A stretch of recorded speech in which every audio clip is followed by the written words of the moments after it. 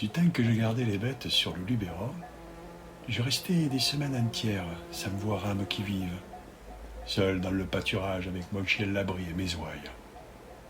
De temps en temps, l'ermite du monde de Lure passait par là pour chercher des simples, ou bien j'apercevais la face noire de quelques charbonniers du Piémont, mais c'étaient des gens naïfs, silencieux à force de solitude, ayant perdu le goût de parler et ne sachant rien de ce qui se disait en bas dans les villages et les villes. Aussi, tous les 15 jours, lorsque j'entendais sur le chemin qui monte les sonnailles du mulet de notre ferme m'apportant les provisions de quinzaine, et que je voyais apparaître peu à peu au-dessus de la côte la tête éveillée du petit Miaro ou de la coiffe rousse de la vieille tante Norade, j'étais vraiment bien heureux. Et je me faisais raconter les nouvelles du pays d'en bas, les baptêmes, les mariages. Mais ce qui m'intéressait surtout, c'était de savoir ce que devenait la fille de mes maîtres, notre demoiselle Stéphanette, la plus jolie qu'il y eût à 10 lieues à la ronde. Sans avoir l'air d'y prendre autant d'intérêt, je m'informais si elle allait beaucoup aux fêtes, aux veillées, s'il lui venait toujours de nouveaux galants. Et ceux qui me demanderont ce que ces choses-là pouvaient me faire à moi, pauvre berger de la montagne, je répondrai que j'avais 20 ans et que cette Stéphanette était ce que j'avais vu de plus beau dans ma vie. Or, un dimanche, que j'attendais les vivres de quinzaine, il se trouva qu'ils n'arrivèrent que très tard. Le matin, je me disais, ah, c'est la faute de la grand-messe. Puis, vers midi, il vint un gros orage. Et je pensais que la mule n'avait pas pu se mettre en route à cause du mauvais état des chemins. Enfin, sur les 3 heures, le ciel était lavé, la montagne luisante d'eau et de soleil. J'entendis parmi les gouttes des feuilles et le débordement des ruisseaux gonflés les sonnailles de la mule, aussi gaies, aussi alertes qu'un grand carillon de cloche un jour de Pâques. Mais ce n'était pas le petit Miao, ni la vieille Norade qui la conduisait. C'était, devinez qui? Notre demoiselle, mes enfants. Notre demoiselle en personne, assise droite, entre les sacs d'osier, toute rose de l'air des montagnes et du rafraîchissement de l'orage. Le petit était malade, tante Norade en vacances chez ses enfants. La belle Stéphanette m'a appris tout ça en descendant de sa mule et aussi qu'elle arrivait trop tard parce qu'elle s'était perdue en route. Mais à la voir si bien endimanchée, avec son ruban à fleurs, sa jupe brillante et ses dentelles, elle avait plutôt l'air de s'être attardée à quelques danses que d'avoir cherché son chemin dans les buissons. Oh, la mignonne créature! Mes yeux ne pouvaient se lasser de la regarder. Il est vrai que je ne l'avais jamais vue de si près. Quelquefois, l'hiver, quand les troupeaux étaient descendus dans la plaine et que je rentrais le soir à la ferme pour souper, elle traversait la salle vivement, sans guère parler aux serviteurs, toujours pareil et un peu fier. Et maintenant que je l'avais là devant moi, rien que pour moi, n'était-ce pas à me perdre la tête? Quand elle y tirait les provisions du panier, Stéphanette se mit à regarder curieusement autour d'elle. Relevant un peu sa belle jupe de dimanche qui aurait pu s'abîmer, elle entra dans le parc, voulut voir le coin où je couchais, la crèche de paille avec la peau de mouton, ma grande cape accrochée au mur, ma crosse, mon fusil à pierre. Et tout ça l'amusait.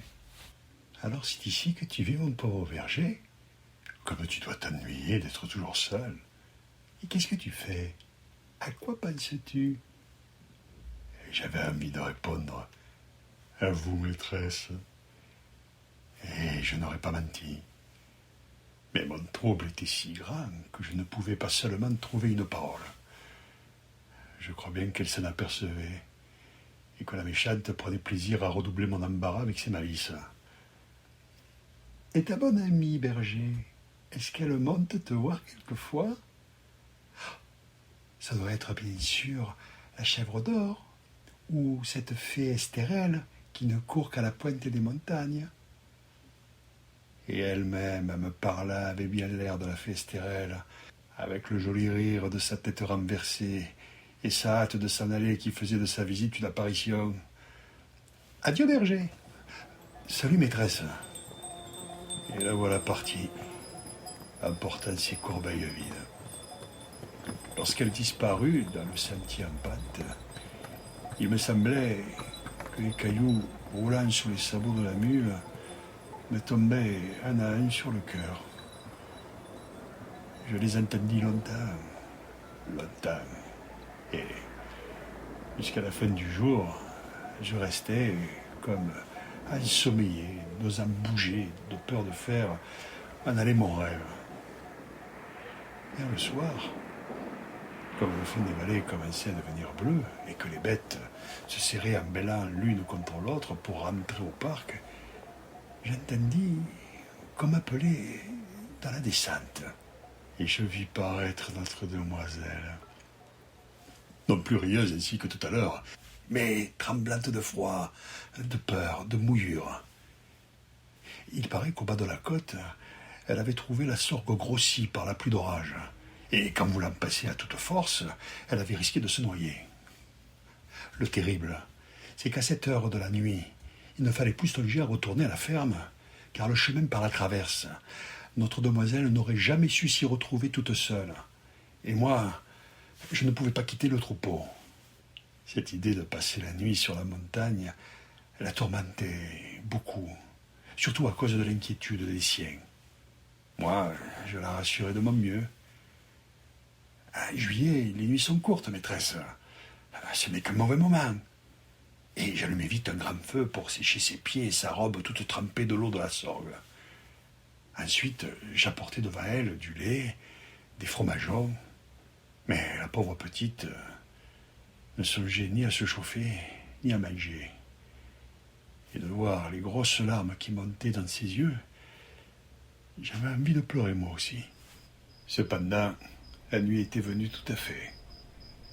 Il ne restait plus sur la crête des montagnes qu'une poussière de soleil, une vapeur de lumière du côté du couchant. Je voulus que notre demoiselle entrât se reposer dans le parc.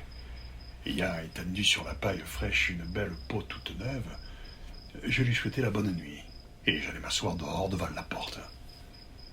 Dieu m'est témoin que, malgré le feu d'amour qui me brûlait le sang, aucune mauvaise pensée ne me vint, rien qu'une grande fierté de songer que dans un coin du parc, tout près du troupeau curieux qui la regardait dormir, la fille de mes maîtres, comme une brebis plus précieuse et plus blanche que toutes les autres, reposait, confiée à ma garde. Jamais le ciel ne m'avait paru si profond, les étoiles si brillantes. Tout à coup, la claire-voie du parc s'ouvrit et la belle Stéphanette parut. Elle ne pouvait pas dormir. Les bêtes faisaient crier la paille en remuant ou bêlaient dans leurs rêves. Elle aimait mieux venir près du feu. Voyant cela, je lui jetai ma peau de bique sur les épaules. J'activai la flamme et nous restâmes assis l'un près de l'autre sans parler. Si vous avez jamais passé la nuit à la belle étoile, vous savez qu'à l'heure où nous dormons, un monde mystérieux s'éveille dans la solitude et le silence. Alors, les sources chantent bien plus clair, les étangs allument des petites flammes. Tous les esprits de la montagne vont et viennent librement. Il y a dans l'air des frôlements, des bruits imperceptibles, comme si l'on entendait les branches grandir, l'herbe pousser. Le jour, c'est la vie des êtres, mais la nuit, c'est la vie des choses. Quand on n'a pas l'habitude, ça fait peur. Aussi, notre demoiselle était toute frissonnante et se serrait contre moi au moindre bruit. Une fois, un cri long mélancolique partit de l'étang qui luisait plus bas, montant vers nous en ondulant. Au même instant, une belle étoile filante glissa par-dessus nos têtes dans la même direction, comme si cette plainte que nous venions d'entendre portait une lumière avec elle.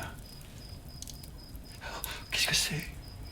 me demanda Stéphanette à voix basse. Une âme qui entre en paradis, maîtresse. Et je fis le signe de la croix. Elle se signa aussi, et resta un moment la tête en l'air, très recueillie. Puis elle me dit, c'est donc vrai, berger, que vous êtes sorciers, vous autres? Nullement, notre demoiselle. Mais ici, nous vivons plus près des étoiles, et nous savons ce qui s'y passe mieux que des gens de la plaine. Elle regardait toujours en haut, la tête appuyée dans la main, entourée de la peau de mouton comme un petit pâtre céleste. Oh, qu'il y en a, que c'est beau.